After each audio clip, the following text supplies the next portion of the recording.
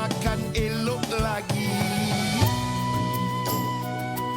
Benda-benda macam ni jarang orang buat. Tapi benda-benda macam ni berlaku. Benda-benda macam ni berlaku. Jarang sangat orang buat, tapi benda ni berlaku. Okey. Jom gerak. Selamat Hari Raya, geng. Bulan penuh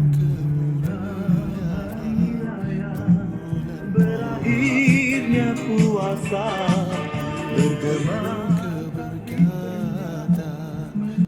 sentosa.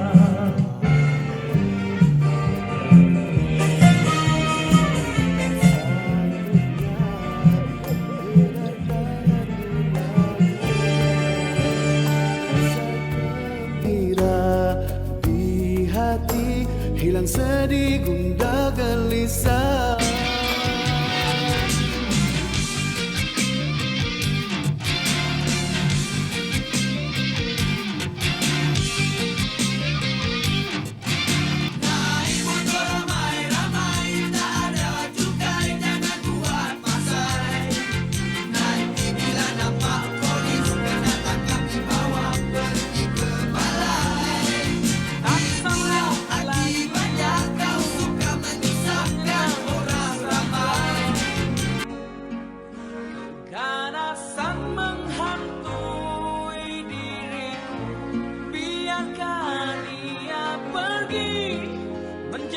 Satu misteri.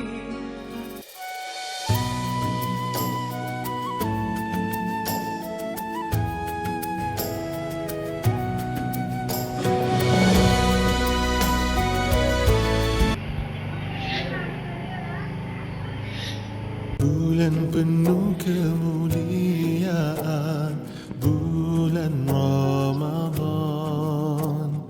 Bulan penuh keberkatan, bulan Ramadan.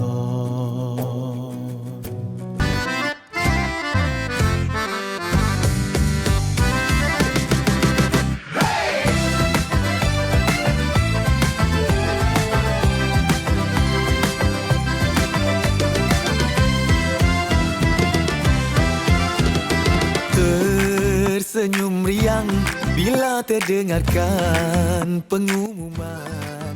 Okey, tu dia. Tangkap. Sibuk bekerja overtime nak menyambut Kampung, tiba hari raya.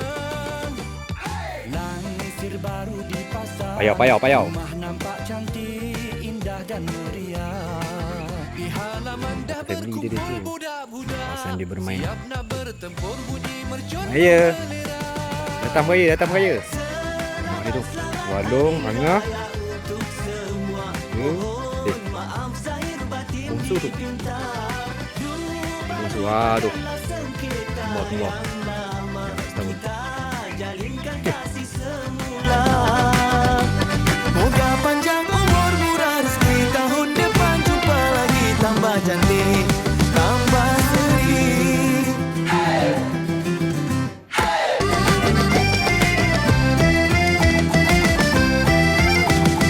Di jalan raya sesak dengan kereta sini sana. Jalan kampung masuk lorong susur kebun, semuanya pakat nak mencari jalan keluar. Pagi bawa ke malam, tak henti-henti rumah dikunjung orang. Cerita zaman dulu-dulu, anak dara bujang segan silu, semua nak dikenang. Selamat Hari Raya untuk semua. Mohon maaf zahir batin dipinta.